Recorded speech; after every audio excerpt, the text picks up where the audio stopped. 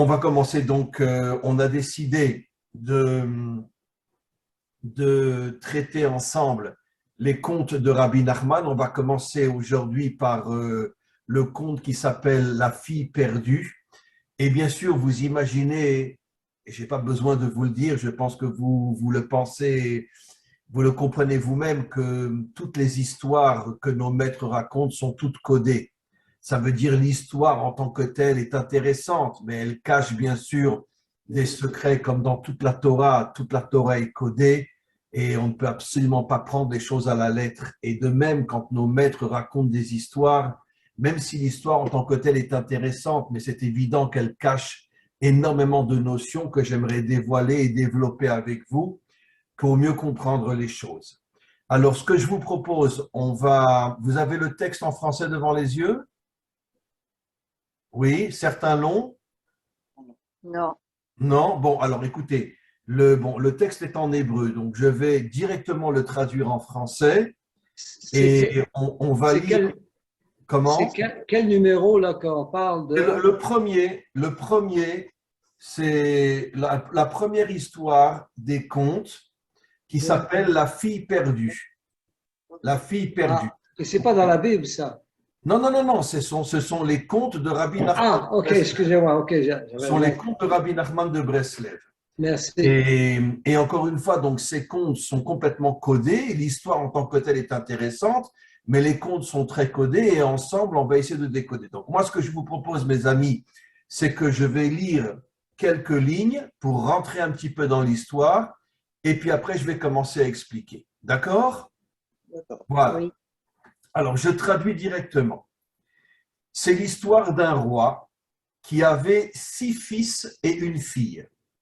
Tout ça, bien sûr, je vais décoder dans quelques instants. Ce roi, donc, avait 6 fils et une fille. Et cette fille-là était extrêmement importante à ses yeux et il l'aimait énormément et il passait énormément de temps avec elle parce que de tous les enfants qu'il avait, c'était justement cette fille qui était, si j'ose dire, sa préférée.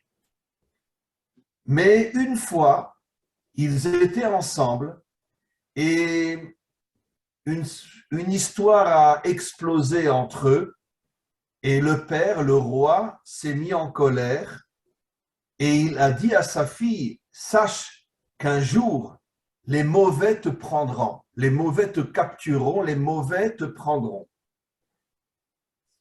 Et bon, la fille n'a pas réagi, elle pensait que bon, que son père disait des choses qui étaient pas forcément réelles. Malheureusement, ça va, oui, se réaliser.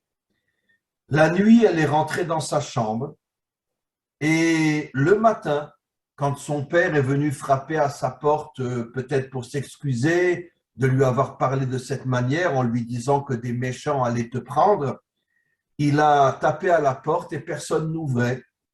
Alors, il a ouvert la porte et il a vu que sa fille n'était pas dans sa chambre.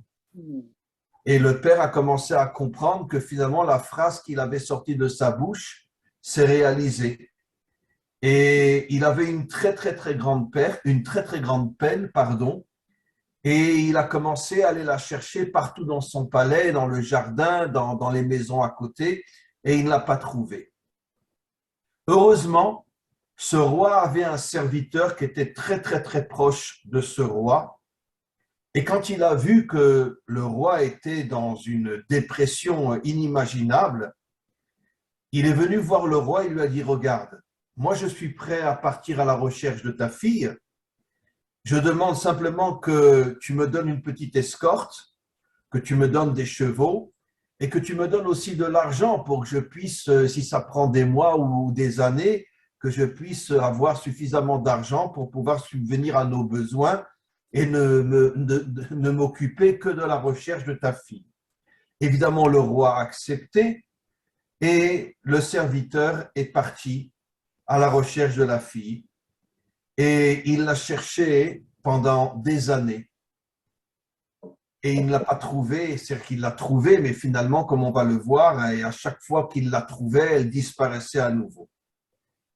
Je continue encore un petit peu. Il l'a cherchée dans les déserts, il l'a cherchée dans les champs, il l'a cherchée dans les forêts, il l'a cherchée partout. pendant un très, très, très long temps. Un jour, il allait dans le désert et il a vu une sorte de chemin qui était sur le côté dans le désert. Et il a commencé à réfléchir et il a dit, ce chemin, qui c'est qui l'a formé, qui c'est qui l'a créé? Ce chemin mène forcément quelque part. Et il a décidé d'emprunter ce chemin qui était dans le désert. Et il a été jusqu'au bout de ce chemin. Et il est arrivé au bout de ce chemin, il est arrivé devant un immense palais, devant un immense château. Un château fortifié.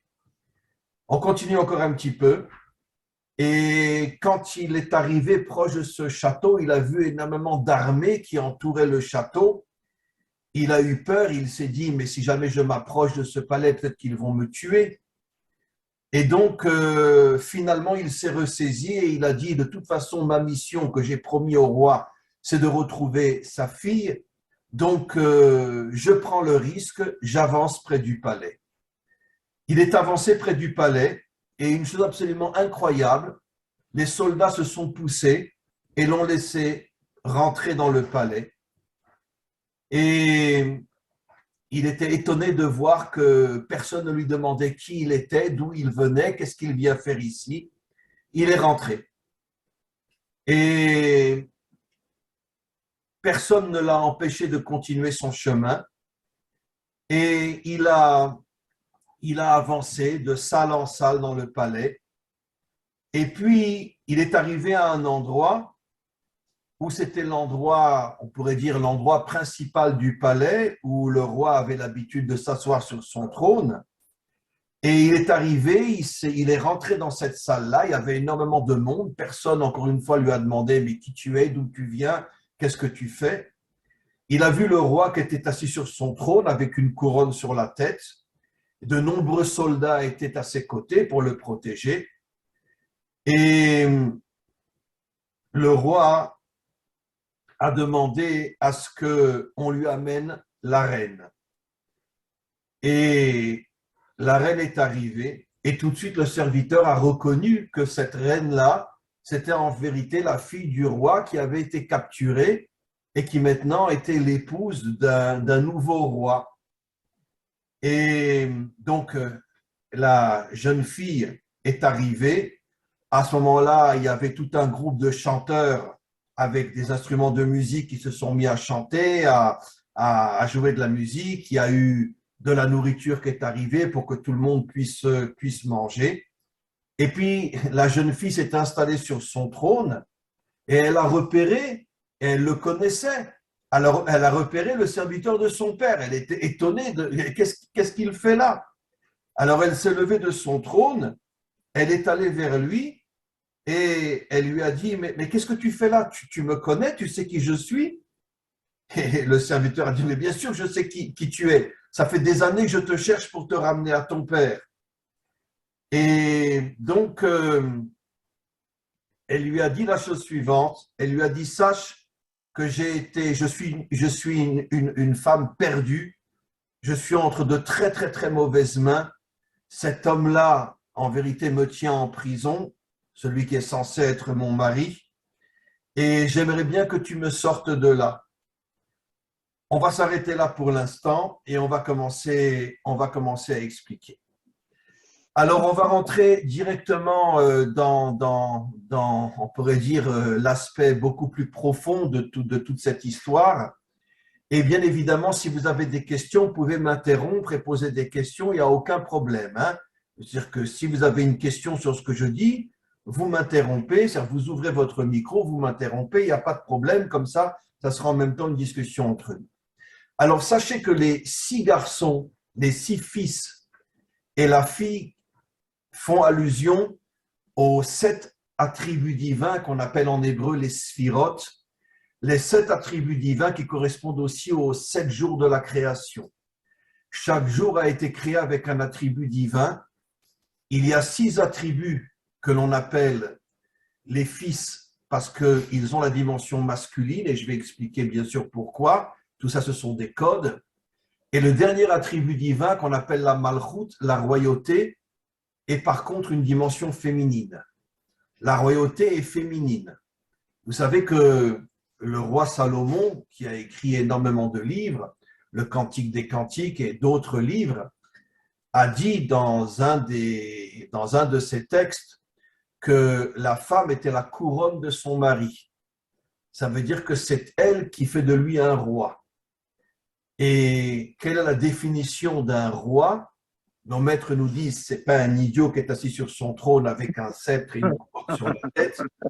On ne parle pas de ça. La définition que nos maîtres donnent d'un roi, c'est un homme qui n'a peur de rien et qui, quand il est face aux épreuves, il défonce les épreuves pour se frayer un chemin. En hébreu, Melech Poretz Geder La'asot Lo Derer, le roi qui concerne en vérité chacun d'entre nous, c'est un guerrier, un homme fort qui défonce tous les obstacles pour se frayer un chemin. Et justement, un homme authentique a devant lui énormément de difficultés, d'épreuves et d'obstacles, parce que toutes les forces obscures de ce monde veulent empêcher finalement l'homme de devenir un homme authentique. Et c'est pour ça qu'il y a énormément d'obstacles qui se dressent devant l'homme authentique. Et si véritablement il arrive à dévoiler sa force de roi, il fait tomber tous les obstacles, il ne rebrousse jamais chemin, il ne baisse jamais la tête, il défonce tous les obstacles et continue à avancer. Mais nos maîtres nous disent, enfin plutôt le roi Salomon nous dit, d'où l'homme puise sa force. Johannes est normand. Alors, Normand, d'où vous avez votre force, vous? Vous avez l'air d'un petit guerrier comme ça. D'où vous avez votre force? Daniel et Marie-Josée. Alors, Daniel, d'où vous avez votre force, vous? Hein? Et Régis, et je ne sais pas comment s'appelle votre épouse, mais d'où vous avez votre force, Régis? Elle s'appelle Janine. Alors, vous avez Janine. la force qui est là. Alors, sachez que le roi Salomon a déjà dit, il y a plus de 3000 ans, que toutes les forces qu'un homme reçoit, il les reçoit de sa femme. Et quand c'est une femme authentique, une femme vraie, elle est la couronne de son mari. Ça veut dire quoi, la couronne de son mari? C'est elle qui fait de lui un roi, c'est-à-dire quelqu'un qui ne rebrousse jamais chemin devant tous les obstacles et toutes les difficultés de la vie et qui avance parce qu'il porte en lui la force que lui donne sa femme. Nos maîtres nous disent que toute la bénédiction d'un homme provient de sa femme. En hébreu, En abracha metsuya betor beito shel Adam, je traduis, la bénédiction se trouve dans la maison d'un homme, besrut ishto, par le mérite de sa femme. Ça veut dire que nous les hommes, on est un petit peu compliqués parce que on s'imagine, bon, aujourd'hui c'est sûr que les femmes travaillent, etc. Mais enfin, il y a encore jusqu'à une 50aine d'années, c'était l'homme qui travaille, la femme est à la maison, elle s'occupe de la maison, elle s'occupe des enfants, etc. C'est lui qui travaille, c'est lui qui ramène l'argent, c'est lui qui fait du sport, c'est lui qui a les muscles. Bon, et la femme est là pour lui faire à manger et pour être gentille avec lui. Et en vérité, nos maîtres nous disent déjà depuis plus de 2000 ans que toute la réussite, même matérielle d'un homme, provient de la bénédiction qu'il reçoit de son épouse. Et toutes les forces qu'il a en tant qu'homme proviennent de la couronne que sa femme lui met sur la tête. Et donc, c'est pour ça que la féminité est appelée Malchut, royauté, parce qu'elle est la source de la royauté dans ce monde. Alors, encore une fois, je ne parle pas d'un roi dans le sens, encore une fois, d'un dirigeant. Je parle de chacun d'entre nous. Si un homme devient un homme authentique, il doit savoir et reconnaître, et ce n'est pas une chose évidente, surtout pour nous les hommes, il doit savoir et reconnaître qu'en vérité, que ce qu'il est devenu en tant qu'homme qui est un véritable guerrier, qui n'a peur de rien et qui avance dans ce monde et qui fait tomber tous les obstacles, il doit savoir que si ce n'était sa femme qui est à ses côtés, il n'aurait pas cette force d'être ce qu'il est. Et d'ailleurs, vous savez que tout de suite après la faute, je veux dire avant la faute de Adam et Ève, en vérité, on pourrait presque dire, et je vais vous donner un exemple simple, que non seulement l'épouse n'était absolument pas soumise à son mari, mais ils étaient complètement égaux. Et j'oserais presque dire que puisque la femme est appelée la couronne de son mari, elle est même au-dessus de son mari, car la couronne est sur la tête de l'homme. Et, et vous avez un exemple absolument fou dans la Torah. Une fois que Ève a mangé du fruit interdit, bon, ça, ce sont des codes, hein, je ne vais pas maintenant tout décoder devant vous, mais une fois qu'elle a mangé du fruit interdit, elle a appelé son mari, elle lui a dit, ouvre la bouche, et elle lui a mis le fruit dans la bouche. Et l'homme n'a absolument pas riposté. Regardez les versets, même en français. Normalement, il aurait dû dire, mais attends, mais pour qui tu te prends, mais qui tu es, va faire la vaisselle et fous-moi la paix. Non, elle l'a amené, d'accord, et lui a dit, tu prends la pomme et tu la manges. Et on ne voit aucune réaction de Adam. Et regardez ce qui va se passer. Oui, Régis. Je ne vous entends pas, il faut ouvrir votre micro, Régis. Il s'est passé la même chose avec Abraham quand Sarah lui a offert sa servante. Absolument. D'ailleurs, sachez, mes amis, que dans la Torah, on s'aperçoit que, d'une certaine manière, la véritable puissance, je ne parle pas de la puissance physique, l'homme est plus fort que la femme, bien qu'aujourd'hui, il y a des tas de femmes qui font des sports de combat et qui peuvent te mettre un géant par terre. Et en Israël, on en a comme ça pas mal des femmes qui sont dans la police, qui sont dans l'armée, etc. Et qui, de toute façon, dans toutes les armées du monde, même en France et partout aujourd'hui, les femmes apprennent aussi à se battre. Mais vous avez 100% raison, c'est que on voit effectivement dans la Torah, Dieu a dit à Abraham, tout ce que te dira ta femme Sarah, écoute-la. Écoute-la, kol ma shioma lecha Sarah, shma bekola. Tout ce que Sarah te dit, écoute-la. Et on voit l'histoire entre Yitzhak et Rivka, et son épouse, que Rivka, elle a tout manigancé derrière son dos. Et on voit Yaakov qui avait épousé Rachel et Léa. On voit quelque chose de fou. Qui c'est qui a donné le nom aux 12 enfants de Yaakov? Il n'a pas une seule fois ouvert la bouche. Ce sont les femmes qui ont donné les noms. Et vous imaginez un homme aujourd'hui, Normand, vous imaginez, vous avez un enfant et c'est votre femme qui vous dit tu te tais, c'est moi qui lui donne le nom. Alors, regardez dans la Torah, et dans la Torah, on voit que les 12 enfants de Yaakov, c'est Rachel et Léa qui les ont nommés. Yaakov, il n'a pas ouvert une seule fois la bouche. On voit que les femmes avaient une force inimaginable. Et je reviens sur l'histoire d'Abraham, au point que Dieu dit à Abraham, tout ce que te dit Sarah, écoute-la. Écoute-la. Et nos maîtres nous disent que Sarah était une prophétesse plus grande encore qu'Abraham. Elle a vu des choses que même Abraham ne voyait pas. Et donc, la femme authentique a une puissance intérieure extrêmement grande. Mais qu'est-ce qui s'est passé? Regardez, tout de suite après la faute, puisque d'une certaine manière, la source de la faute, je ne rentre pas dans les détails, c'est malgré tout Chava en hébreu, Ève en français. Et tout de suite après la faute, qu'est-ce que Dieu dit à Chava? Vehu yimshol bar, il te dominera, l'homme te dominera. Ça veut dire que d'une certaine manière, on est rentré dans un monde complètement à l'envers, où la femme est dominée par l'homme. Aujourd'hui, dans le monde moderne, ce n'est plus tout à fait le cas, mais ça a été le cas pendant des millénaires, où la femme, elle est d'une certaine manière prisonnière dans la maison. Et c'est vraiment l'application de ce que dit la Torah, Vehu yimshol bar, il te dominera. Alors qu'avant la faute, c'était plutôt elle qui dominait l'homme. Mais après la faute, c'est lui qui la domine. Et pourquoi? Parce qu'en vérité, la faute, elle a amené un monde complètement faux, complètement mensonger, où l'homme s'imagine que c'est lui le mec, c'est lui le fort, c'est lui qui ramène l'argent, c'est lui qui nourrit sa famille, mais il ne se rend même pas compte que tout ce qu'il est, c'est par le mérite de sa femme, quand il a le mérite d'avoir une femme authentique à ses côtés. C'est-à-dire une femme qui est une véritable femme. Et grâce à Dieu, il y en a, partout dans le monde, des femmes qui sont des véritables femmes. Qu'est-ce que vous en pensez, Daniel? Hein? D'accord avec ça. Non, parce que je vous vois réfléchir comme ça, je suis en train de me dire où il est parti, Daniel, où il est parti.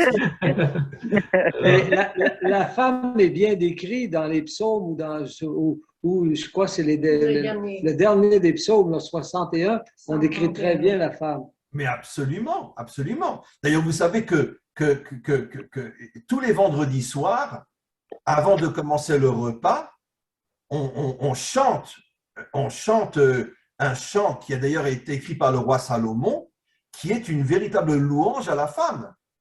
Et le premier verset commence par Eshet Chayil mi imsa, qui aura le mérite de trouver une femme, traduction mot à mot, une femme guerrière. C'est-à-dire une femme qui vraiment prend les choses en main et prend sa famille en main. Eshet Chayil veut dire une femme guerrière. En hébreu, comment appelle-t-on un soldat? On l'appelle un chayal, pardon.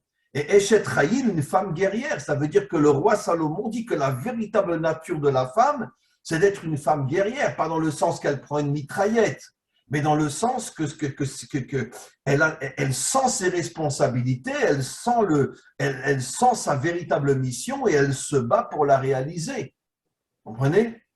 Et donc, c'est sûr que la femme a des forces cachées inimaginables. Maintenant, je reviens encore une fois à ce conte. Alors, les 6 garçons, et je vais les expliquer, font allusion aux 6 premiers attributs divins, et le dernier, qui est la fille, fait allusion à l'attribut divin le plus important. C'est pour ça que ici, Rabbi Nachman nous explique que le père, le roi, avait une préférence pour sa fille. Je vais expliquer dans quelques secondes pourquoi. Parce que finalement, tout le but de la création de ce monde dans lequel nous vivons, et en vérité la véritable raison pour laquelle nous vivons, et pas seulement Israël, mais les nations tout entières, c'est pour dévoiler Dieu comme dirigeant et roi de ce monde. Ça veut dire que, je dis souvent dans mes cours, la différence énorme entre la vraie spiritualité et ce que moi j'appelle les religions, comme disait Marx, la religion c'est l'opium du peuple. C'est quoi en vérité la religion? La religion, et que ce soit en vérité la religion, elle s'infiltre partout. Même chez nous aussi, il y a énormément de religions aussi. C'est quoi la religion? La religion, c'est finalement déconnecter Dieu de ce monde. Dieu est dans le monde à venir, Dieu est dans le ciel. Comme je dis souvent, notre Père qui est aux cieux, surtout restez-y. C'est moi qui rajoute surtout restez-y. Mais ça veut dire quoi notre Père qui est aux cieux? Non.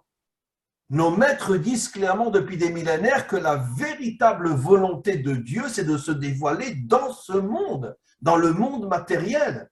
Et au moment de la délivrance, quand le Mashiach, quand le Messie va se dévoiler, il y aura une véritable reconnaissance de la royauté de Dieu dans ce monde. Mais qui est la force principale dans ce monde qui va amener le dévoilement de Dieu comme roi dans ce monde? C'est la femme plus encore que l'homme. Et c'est pour ça que la femme s'appelle Malchut, en hébreu, traduction en français, pardon, royauté. Et nos maîtres disent clairement que la délivrance finale viendra par le mérite des femmes. Ça veut dire qu'en vérité, pourquoi ce sont des codes, ne me prenez pas au sérieux. Pourquoi le serpent s'est attaqué à la femme en premier? Parce que le serpent savait que la femme a une force inimaginable et que s'il ne la fait pas tomber, c'est elle qui va sauver le monde. C'est elle qui va construire le monde. C'est elle qui va amener la délivrance. Et comme je dis toujours, d'accord, c'est vrai que le Mashiach, en français le Messie, sera un homme, mais en vérité, toutes les forces qu'il va recevoir, elles viendront de sa femme. Et entre vous et moi, et je le dis souvent dans mes cours, le vrai Messie, c'est pas l'homme, c'est sa femme, c'est son épouse. Même si sur le terrain, celui qui agira sera l'homme, mais en vérité, toutes les forces que le Mashiach va recevoir, il le recevra de sa femme. Vous savez que, vous avez entendu parler bien sûr du rabbi de Lubavitch, le dernier rabbi de Lubavitch qui était à New York. Et bon, sa femme est décédée avant lui, quelques années avant lui, et il a fait un discours qui est écrit, qui est dans les livres, mais inimaginable, où il a expliqué que tout ce qu'il est devenu, tout le travail qu'il a fait, c'était par le mérite de sa femme, et il a même rajouté que les 2 niveaux les plus hauts de son âme, c'est sa femme qui les lui a donnés. Vous savez que d'après notre tradition, il y a 5 niveaux d'âme, comme un immeuble à 5 étages. Le niveau le plus bas s'appelle Nefesh, c'est la partie de l'âme qui nous permet d'agir. Le deuxième niveau s'appelle Roar. C'est déjà un niveau plus spirituel qui nous permet de prier et de parler avec Dieu. Le troisième niveau s'appelle Neshama, qui nous permet d'étudier la Torah, d'étudier finalement les secrets de la sagesse divine. Et les deux niveaux les plus hauts, qu'on appelle la Chaya, on pourrait traduire par l'âme de vie, et la Yechida, l'âme de l'unité, qui sont les deux niveaux les plus hauts. Le rabbi de Lubavitch dit clairement dans un de ses textes que les deux niveaux les plus hauts de son âme, il les a reçus de sa femme. Ça veut dire qu'il reconnaît que finalement, sans sa femme, il serait resté à un niveau très très bas. Et que tout ce qu'il est devenu et tout ce qu'il a fait dans sa vie, c'est par le mérite de sa femme. Et donc, on voit que depuis la faute de Adam et Ève, pourquoi encore une fois le serpent s'est attaqué à la femme? Parce que le serpent a compris qu'il y a une dimension cachée dans la femme qui va permettre la construction de ce monde. Et c'est pour ça qu'il a fait tomber la femme. Et c'est pour ça qu'après, l'homme s'est dit, moi je suis au-dessus de ma femme. Le monde est tombé dans un mensonge inimaginable où l'homme a des difficultés à reconnaître que tout ce qu'il est, c'est en grande partie grâce à sa femme. Parce que bon, encore une fois, pendant des millénaires, c'est lui qui travaille, c'est lui qui ramène l'argent, c'est lui qui fait du sport, c'est lui qui a les muscles, etc. Donc il se prend pour je ne sais quoi. Mais en vérité, de plus en plus, l'homme va commencer à comprendre, et surtout au moment de la délivrance finale, que la véritable dimension qui est, si j'oserais dire, presque le plus proche de Dieu, c'est plus la femme que l'homme. Et même si l'homme agit sur le terrain comme le Mashiach, c'est lui qui agira sur le terrain, mais le Mashiach sera conscient que tout ce qu'il est et tout ce qu'il fait, ses forces, il l'épuise de son épouse. Et donc, maintenant, je reviens à ce que j'explique. Pourquoi les 6 premiers attributs divins sont appelés masculins? Et pourquoi le dernier, la Malchut, est l'aspect féminin? Alors, je vais donner un exemple très simple. On est des adultes, donc on n'a pas à se gêner.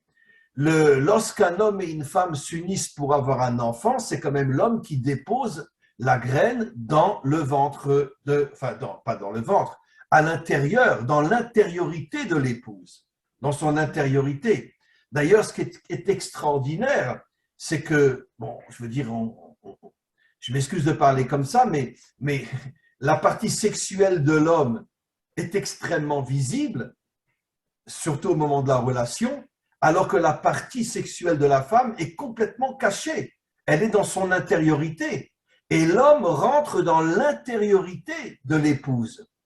Et le message que disent nos maîtres, c'est pour nous faire comprendre que la femme représente la dimension cachée, la dimension intérieure de ce monde. L'homme est beaucoup plus, on pourrait dire, extérieur, il vit plus dans l'extériorité, mais la femme représente l'intériorité de ce monde. Et c'est pour ça que dans la relation entre l'homme et la femme, l'homme est obligé de rentrer dans l'intériorité de la femme. Et qu'est-ce qu'il fait? Il dépose une graine. Et cette graine va être transformée en vie, en enfant, par la femme. Finalement, l'homme ne fait pratiquement rien. Et il a son propre plaisir, il dépose une graine, mais en vérité, bon, c'est pas vraiment son souci. Son souci, c'est plus le plaisir. Et qui va après construire, qui va créer l'enfant, qui va l'accoucher, qui va donner la vie, c'est la femme, c'est pas l'homme. Donc, rien que dans cet exemple, on voit que la femme a des capacités beaucoup, beaucoup plus grandes que l'homme. Comprenez?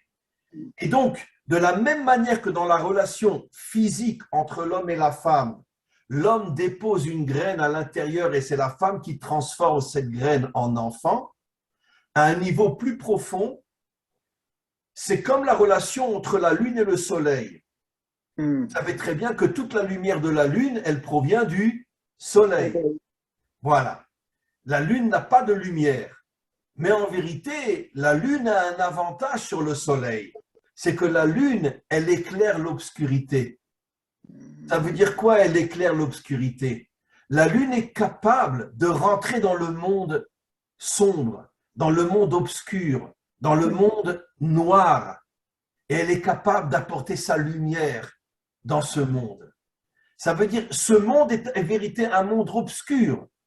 On le sait très bien. Les guerres, les épreuves, les difficultés, les maladies, les pandémies, les épidémies, aujourd'hui la Russie, l'Ukraine, le Covid, etc. Et on vit dans un monde extrêmement obscur. Nos maîtres disent, l'homme, c'est lui qui éclaire la lune, c'est pour ça que le soleil est appelé masculin, mais qui fait le vrai travail dans ce monde? Le soleil ou la lune? La lune, parce qu'elle éclaire l'obscurité.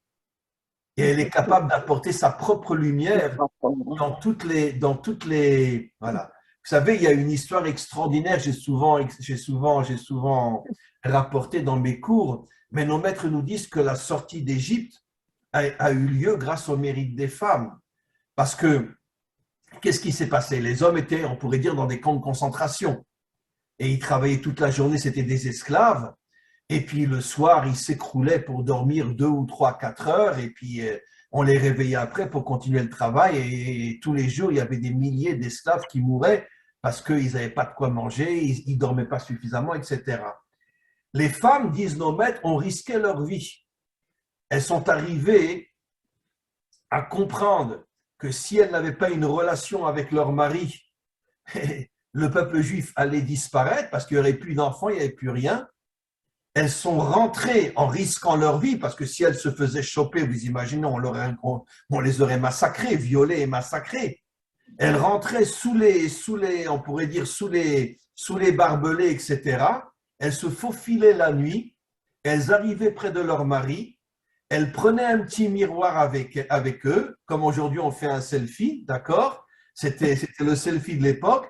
Elles prenaient un petit miroir, c'est pas de moi, nos maîtres nous disent. Elle se mettait à côté de son mari qui était à moitié mort et elle regardait dans le miroir, elle disait « Alors, c'est qui le plus beau? C'est toi ou c'est moi ?» Voilà. Et puis, elle commençait à réveiller son mari. Elle commençait à le réveiller. Elle commençait à lui redonner des désirs, etc. Elle le caressait, etc. Jusqu'à ce que le mari succombe devant son épouse. Et c'est comme ça qu'ils s'unissaient. Et qu'après, elle était enceinte et mais vous imaginez, ça veut dire que nos maîtres nous disent que la sortie d'Égypte était par le mérite des femmes qui ont eu le courage de risquer leur vie et de rentrer dans des camps de concentration pour s'unir à leur mari, pour pouvoir être enceinte et pour pouvoir continuer le peuple juif. Et en sachant les risques inimaginables qu'elles prenaient, car si on les chopait, vous imaginez ce que les gardiens égyptiens auraient fait. Ça aurait été une catastrophe et elles auraient été coupées en morceaux. Et donc, elles savaient qu'elles allaient à la mort, mais elles le faisaient parce qu'elles avaient un courage et une force inimaginables. Donc, qu'est-ce que Rabbi Nachman nous montre ici? De la même manière que le soleil éclaire la lune, mais d'un autre côté, la lune a la fonction d'éclairer l'obscurité, de la même manière, les 6 premiers attributs divins sont appelés masculins parce qu'eux aussi, ils éclairent la malchoute. Ils éclairent la malchoute qui a la dimension féminine, comme la graine que l'on dépose à l'intérieur de l'épouse. Et donc, elles éclairent, ces six lumières-là éclairent la malchoute de manière à lui donner les forces de pouvoir justement agir dans ce monde dans le but précisément de transformer, de changer ce monde. Maintenant, qu'est-ce qui s'est passé? Un jour, il y a une histoire entre le père et sa fille. Donc, avant, on a vu que le père préférait sa fille plus encore que ses fils. Quel est le décodage? Parce qu'on est dans ce monde pour dévoiler Dieu dans le monde d'en bas et pas le laisser coincer dans le monde d'en haut, ce qu'on appelle la séparation entre l'Église et l'État ou la séparation entre la synagogue et l'État. Israël est un pays occidental, il y a aussi une séparation chez nous entre la synagogue et l'État, comme ce qu'on appelle en français la séparation entre l'Église et l'État. Ça veut dire, va dans ton église, va dans ta synagogue et fous-nous la paix, d'accord? Reste tranquille là-bas, mais nous, tu ne nous déranges pas, c'est nous qui dirigeons le monde. En vérité, depuis des millénaires, et on pourrait presque dire depuis la faute de Adam et Ève, qui c'est qui a le monde entre ses mains? Eh bien, toute la corruption de ce monde. Vous n'êtes pas obligé d'être d'accord avec moi, mais moi, je n'ai aucune hésitation à dire ce que je dis. À quelques exceptions près, d'accord, dans toute l'histoire, 99,9% des dirigeants sont tous des corrompus, qui en vérité prennent le pouvoir pour leur propre profit personnel. Alors, il y a une nuance malgré tout. La nuance que moi j'appelle la démocratie. La démocratie, c'est le serpent. Pourquoi? Je l'ai expliqué ce matin dans un cours que j'ai donné. Dans le mot serpent, en hébreu, c'est nachash. Il y a un nun, un chet et un shin. Alors, si vous prenez les deux premières lettres, ça forme le mot chen. Chen veut dire en français la beauté, la gentillesse, etc. Donc, dans les deux premières lettres du mot nachash, d'accord, font allusion à ce que j'appelle moi la vitrine du monde démocrate. On veut votre bien, on est là que pour vous. Mais nous les dirigeants, mais nous on veut votre bien, mais vous ne comprenez pas. On veut vraiment, vraiment que les peuples soient heureux, bien sûr. La dernière lettre est un shin. Le shin peut se décomposer en deux autres lettres. Bon, je vais aller vite. Le kouf et le resh, traduction en hébreu, vide. Derrière cette vitrine apparente de « on est là pour vous », d'accord? Si tu fouilles à l'intérieur, tu vas voir un vide inimaginable. Ça veut dire qu'en vérité, c'est qu'une vitrine. Il n'y a rien dans le magasin. Il y a, Oui. il y a un de mes beaux-frères qui travaillait pour l'impôt et il disait que leur leitmotiv était « on veut votre bien, puis on va l'avoir ». Ouais, c'est ça. Vous savez que, je ne sais pas si c'est chez vous comme ça aussi, mais en Israël, il y a une augmentation des prix de folie. C'est comme ça aussi au Canada que tout augmente. La nourriture, les loyers, les appartements, les impôts. Il y a une augmentation aujourd'hui, mais c'est de la folie ce qui est en train de se passer dans le monde aujourd'hui. Le litre de gaz est rendu à 2 $. Oui, mais l'essence a augmenté, les fruits, la nourriture, tout augmente. Tout augmente. Et Israël est un pays très, très, très, très cher. C'est de la folie ce qui se passe ici. Il y a des tas de gens qui n'ont pas de quoi manger ici. Il y a des tas de gens qui n'ont pas de quoi manger, qui vivent vraiment, parce que heureusement, il y a des organisations d'entraide, etc., qui ont été créées complètement indépendamment de l'État, mais indépendamment de l'État, mais s'il n'y avait que l'État, il y aurait la moitié de la population qui crèverait de faim en Israël. Tellement aujourd'hui, on n'arrive plus à suivre. C'est terrible. J'imagine que ça se répand partout dans le monde. En tous les cas, je reviens à ce que j'explique. Donc, le but final, c'est donc, encore une fois, la royauté. Mais, qu'est-ce que font toutes les forces obscures et toutes les forces contraires de ce monde? Elles veulent s'accaparer la royauté pour être eux les dirigeants du monde. Et c'est exactement ce que le roi a dit à sa fille. Un jour, tu te feras enlever, tu te feras capturer par des mauvais. Et c'est ce qu'on voit depuis le début de l'histoire. Toute la direction de ce monde est entre les mains, et attention, je ne dirais même pas des dirigeants que nous voyons avec nos yeux, mais plutôt les forces obscures qui se cachent derrière eux et qui les utilisent, eux, comme des poupées ou des robots pour pouvoir, eux, en cachette, diriger le monde. Et la Torah le dit clairement, quel a été le premier dictateur qui a existé dans le récit biblique, c'était Nimrod. Et qu'est-ce qu'il a fait Nimrod? Il a mélangé tous les peuples pour casser les identités. Parce qu'on sait très bien que quand un peuple perd son identité, il s'affaiblit énormément. Qu'est-ce que fait le monde occidental aujourd'hui?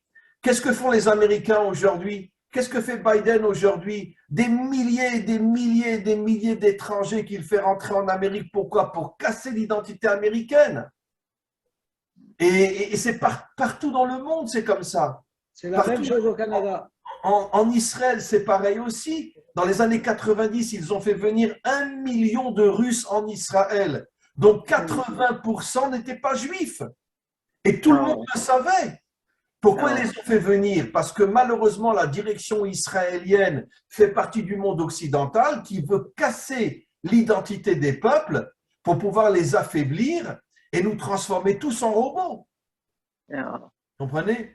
Alors attention, je fais une différence énorme entre le peuple et les dirigeants.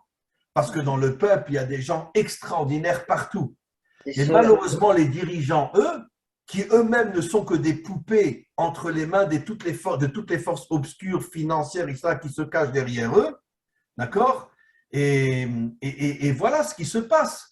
Vous savez que, bon, je ne citerai pas de nom, etc., mais généralement, on s'arrange toujours pour que les dirigeants soient des gens sur lesquels on a des dossiers cachés sur eux, comme ça, s'ils ne font pas ce qu'on leur demande, hop, on dévoile qui ils sont. Et bon, je ne citerai pas de nom parce que je ne veux pas non plus qu'on me mette pas dans la tête, mais on connaît des dirigeants qui se comportent comme des pédophiles, comme des ci, comme des ça, même des assassins. Je ne citerai pas de nom, mais on sait qu'en Amérique, il y avait une famille très connue qui ont assassiné beaucoup de personnes parce que le président était un pédophile qui couchait avec des petites filles de 14-15 ans. Et à chaque fois qu'on essayait de le dénoncer, il faisait tuer ceux qui essayaient de le dénoncer. Je ne dirai pas qui c'est, mais cherchez, vous verrez de qui il s'agit. Et c'est une histoire absolument vraie. Et donc, pourquoi généralement les dirigeants sont des gens qui ont un dossier comme ça sur eux? Parce que si vous ne faites pas ce qu'on vous dit de faire, alors on lance le dossier et voilà, vous serez en prison, etc. Donc, ils sont obligés, ils sont contraints finalement de suivre toutes ces forces obscures. Donc, qu'est-ce que dit le père à son fils, à sa fille? Malheureusement, un jour, tu seras capturé par des forces obscures qui t'éloigneront de moi et finalement, tu tomberas sous l'emprise, finalement, de toutes ces forces obscures qui veulent le pouvoir dans ce monde et qui vont faire tomber le monde. La fille a disparu. C'est l'histoire de toute l'histoire de l'humanité, d'accord? Et encore une fois, à mon avis, on peut ne pas être d'accord avec moi, la démocratie est 1 milliard de fois plus dangereux que la dictature, parce que la dictature, comme tu la vois et tu la ressens, les peuples finissent par se révolter. On a vu dans tous les peuples où il y avait des dictatures monstrueuses, il y a eu une révolte, la Révolution française et d'autres, etc. Mais la démocratie, elle se présente avec une vitrine tellement agréable que finalement, personne n'arrive à croire ce qui se cache derrière et quel est tout le projet qui est mis en place. Et c'est pour ça que personne ne se révolte contre la démocratie, parce que la vitrine est tellement belle et tellement attirante que finalement, on se dit non, c'est très très bien, et voilà. Oui, Régis. C'est-à-dire qu'il faut scinder le mot, c'est de la démocratie, c'est de la démonstration de la cratie qui se fait. C'est pas mal, très très bien. Vous avez 100% raison. C'est de la crasse, quoi. Ouais, c'est ça. Voilà, Crasse pas trop. c'est démontrer la crasse, exactement. Mais un jour, on fera tomber tout ça et on se rendra compte que, vous savez que nos maîtres disent depuis des siècles que Nimrod n'était pas un dictateur. Nimrod était un démagogue, pardon, qui était arrivé à faire croire au peuple qu'il voulait leur bien, et tout le monde est tombé dans ce piège-là. Ça veut dire que Nimrod, on pourrait dire, est peut-être la source de la démocratie des millénaires après. Parce que ce n'était pas un homme méchant. Il faisait croire au peuple qu'il voulait leur bien, tout le monde le croyait, c'est comme ça qu'il est arrivé finalement à prendre le pouvoir. Donc, la jeune fille se fait capturer. C'est toute l'histoire de notre monde, que finalement, dans tous les pays du monde, à quelques exceptions près, le monde est entre les mains de malfaiteurs et de gens qui sont liés avec les grosses mafias du monde, etc., etc. Et bon, il y a pas mal de choses que je sais, mais que je n'ose pas dire parce que on voudrait vivre encore un petit peu longtemps, mais on ne pouvait pas imaginer ce qui se passe dans le monde. On ne pouvait pas imaginer ce qui se passe dans le monde. Bon, ça, je peux le dire par contre, parce que c'est du passé. Vous savez que la CIA a sauvé des milliers de nazis après la guerre et les a amenés aux États-Unis. Des milliers de nazis. La CIA a sauvé. C'est inimaginable. Même les Russes n'auraient pas osé faire une chose pareille. Et donc, c'était surtout des savants, des médecins, des gens qui avaient fait des expériences sur les Juifs dans les camps de concentration. Ils les ont amenés pour pouvoir continuer leurs expériences sous le régime de la CIA. Et pourquoi vous croyez que les Russes et puis après les Américains ont envahi l'Afghanistan? Pourquoi? Mais de quel droit ils sont partis envers l'Afghanistan? De quel droit? Alors évidemment, les médias nous présentent les Afghans, les Pashtuns, comment ils s'appellent, les terroristes islamiques, là. Oui, mais non, mais comment ils s'appellent? Ils ont un nom, Talibans. Talibans. Al-Qaïda. Non, pas Al-Qaïda, il y a encore. Non, les Afghanistan eux-mêmes, ils ont un nom, comment on les appelle? Il y a les Pashtuns et il y a les Talibans. les talibans. Talibans, ouais. On nous les présente comme des monstres, etc., etc. Vous savez, mes amis, pourquoi les Russes, très peu de temps, et les Américains, des années, se sont installés en Afghanistan? Vous savez pourquoi? Parce que l'Afghanistan est le pays où il y a le plus d'opium dans le monde. Les champs d'opium, des champs d'opium. Et comme on le sait, tous les services secrets ont besoin d'argent beaucoup plus que ce que le Sénat leur donne. Et pourquoi les Américains se sont installés en Afghanistan? Pour pouvoir continuer le trafic de l'opium, enfin de toutes ces drogues, pour pouvoir avoir un argent énorme que le Sénat ne donne pas à la CIA, au FBI, etc. Et pareil pour le KGB, à l'époque des Russes. Parce que l'Afghanistan est un pays qui contient des territoires inimaginables d'opium, de drogue, etc. C'est peut-être le pays le plus chargé en drogue de tous les pays du monde. Et c'est pour ça que les grandes puissances se sont installées là-bas pour pouvoir continuer à exploiter tous les champs de drogue qu'il y avait là-bas pour pouvoir se faire un argent fou. D'accord? Alors, peu de gens le savent, mais c'est la vérité vraie. C'est la vérité vraie. Et donc, bref, on ne s'imagine même pas ce qui se passe au niveau du pouvoir aujourd'hui. On ne s'imagine même pas. Et c'est ce qui s'est passé donc c'est ce que Rabbi Nachman ici nous explique, c'est que finalement, cette jeune fille qui représente la Malchoute s'est fait enlever. Le lendemain, son père l'a cherché, il ne l'a pas trouvé.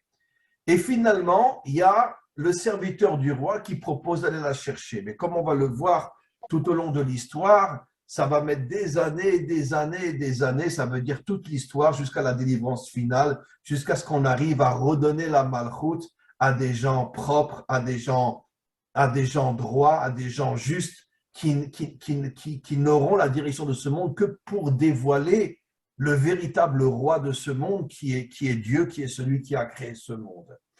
Et qui ne prendront pas le pouvoir pour lui. Et donc, qu'est-ce que fait ce serviteur-là?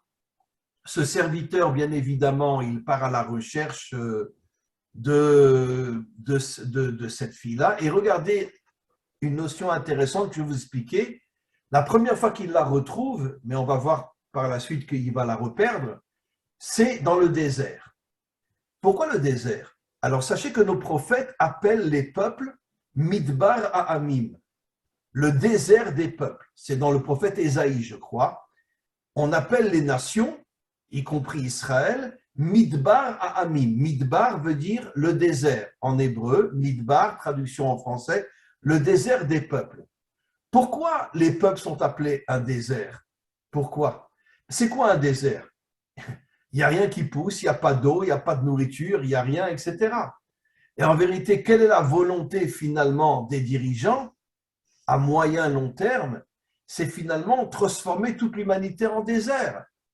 En désert dans le sens que tu es complètement soumis à moi. Vous savez, je l'ai souvent expliqué, mais vous verrez que j'ai 100% raison. D'ici quelques années, il n'y aura plus d'argent liquide dans le monde. Ouais. Il n'y aura que des cartes de crédit. Ouais. Et si tu sors du chemin, on bloque ta carte de crédit. Ça veut dire qu'ils vont nous tenir d'une manière inimaginable. Tant qu'on a de l'argent, on a aussi de l'argent noir. Donc, on peut se débrouiller. Mais quand il n'y aura que les cartes de crédit, dès que quelqu'un sortira du système et commencera à parler contre le système, on lui bloque sa carte de crédit. Il n'a plus de quoi manger. Oui, Régis? Actuellement, dans le monde, là, dans toutes les transactions qui se font, il y a juste 3% que c'est de l'argent réel avec lequel on le fait.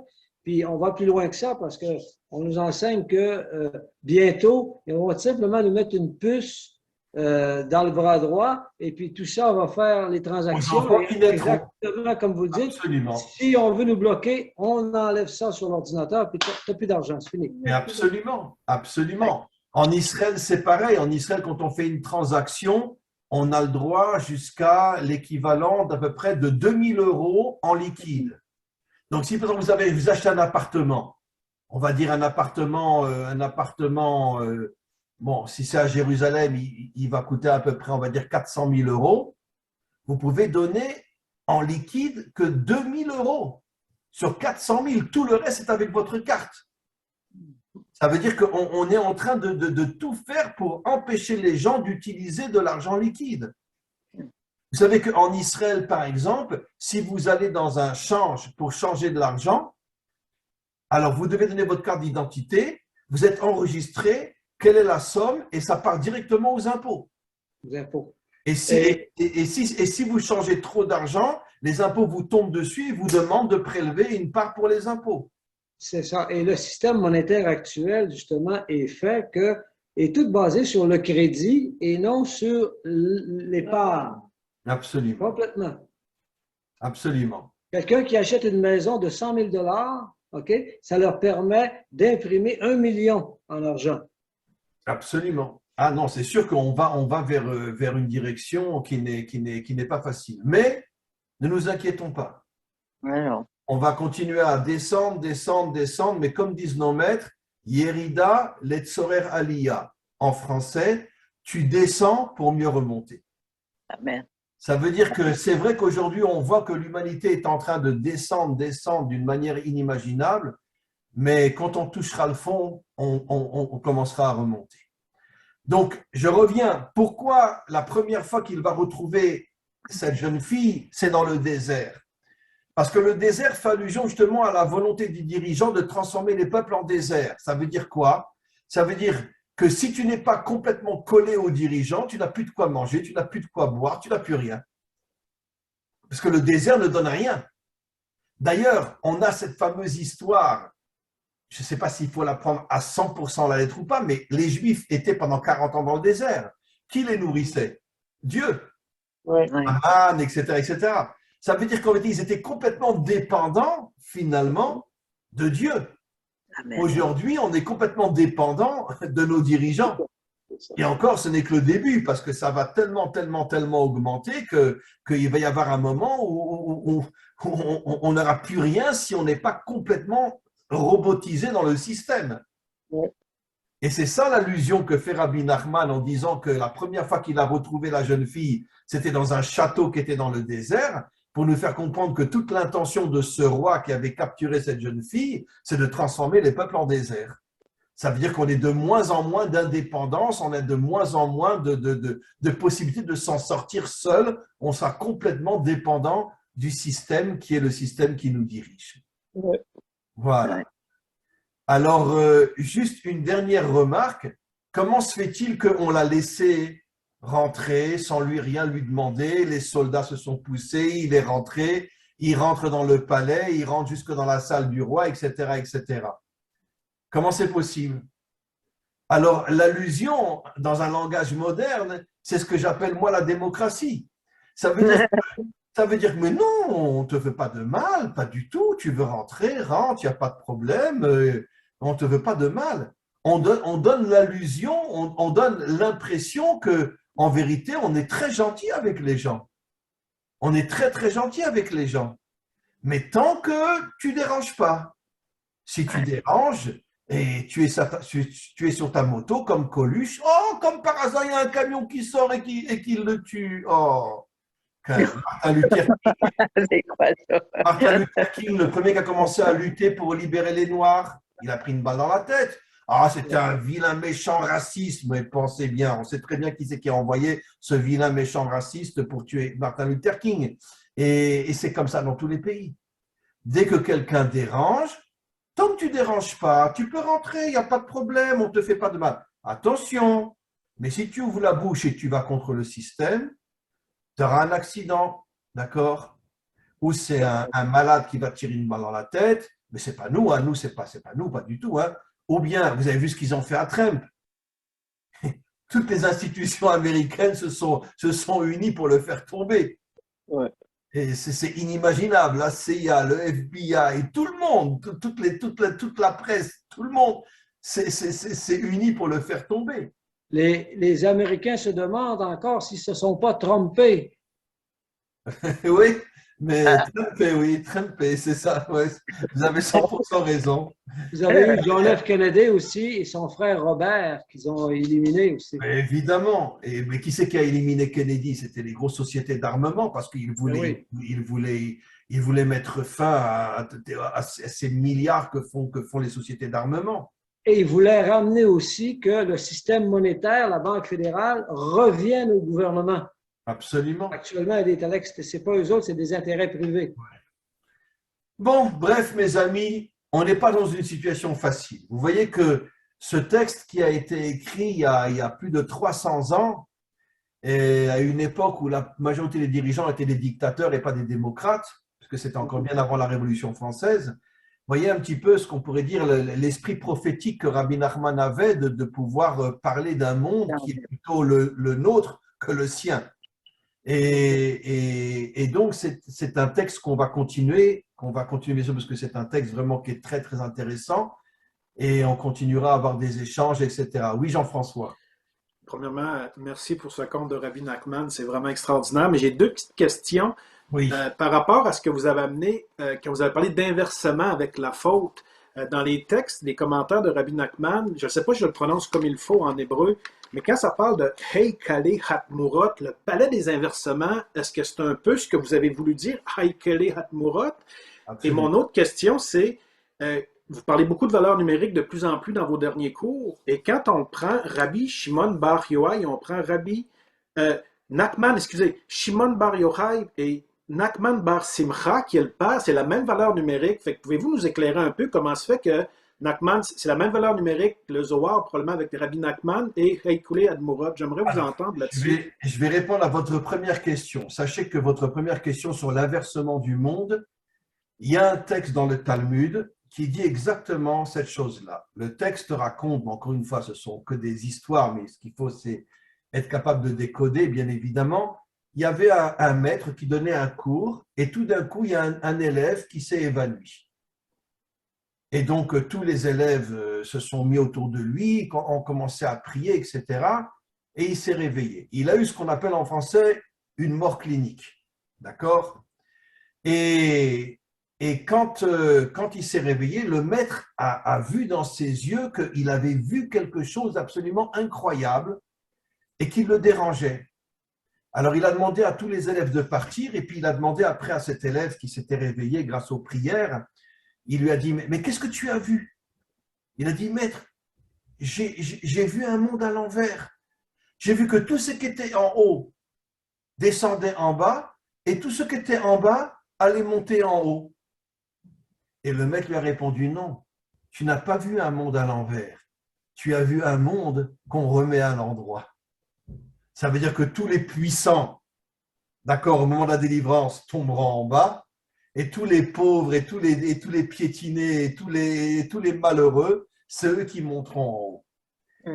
Et il a dit, j'ai vu un monde à l'envers. Il dit, non, tu as vu un monde qui sera remis à l'endroit, où toutes les puissances financières, politiques tomberont, et tous les peuples arriveront à monter. Oui. Il y a quelque chose qui est dit là-dedans, les premiers seront les derniers seront les premiers. Absolument, absolument. C'est 100% juste cette phrase-là. Les premiers seront les derniers, les derniers seront les premiers. C'est exactement cette histoire-là. Et maintenant, par rapport à votre deuxième question, Jean-François, sur les valeurs numériques de Rabbi Nachman et Rabbi Shimon Bar Yochai, il faut savoir que dans notre tradition, une âme ne descend pas qu'une seule fois sur terre. Elle revient de nombreuses fois pour accomplir différentes missions, à chaque fois dans un autre corps. Le corps change, mais l'âme est toujours la même. C'est ce qu'on appelle en hébreu le Gilgul, la réincarnation, d'accord? Qu'une âme peut revenir même 100 fois, 200 fois dans différentes périodes de l'histoire. Et effectivement, Rabbi Shimon Bar Yochai, qui a écrit le Zohar, s'est réincarné en partie dans Rabbi Nachman de Breslev. Et donc, c'est pour ça qu'on trouve la même valeur numérique dans les deux noms. Voilà. Voilà, mes amis, on va mettre fin à notre magnifique rencontre. On se retrouvera bien évidemment maintenant. De toute façon, je vais reprendre les cours le dimanche. Je pense qu'on on se revoit à peu près dans 4 semaines. C'est bon?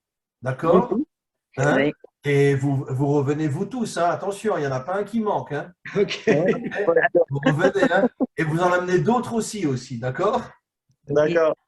Voilà. Merci beaucoup. Écoutez, c'était vraiment un bonheur, un vrai plaisir d'avoir ces échanges avec vous. Vous êtes des gens extraordinaires et vraiment, j'ai hâte qu'on puisse se retrouver dans quelques dimanches. Merci beaucoup et Merci à shalom. vous.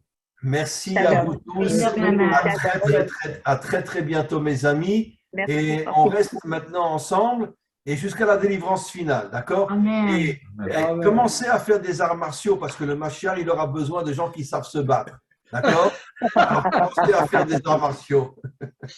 Sébastien fait du tai chi, Sébastien. Absolument. Des arts martiaux spirituels aussi. Spirituel et physique aussi, Physiques d'accord? aussi. Allez, que des bonnes choses, mes amis. À très bientôt. Au revoir. Merci à Au vous. revoir. Plaisir. Au revoir. Merci. là. Au revoir. Au Amen. revoir. Bonne Au revoir. semaine. là.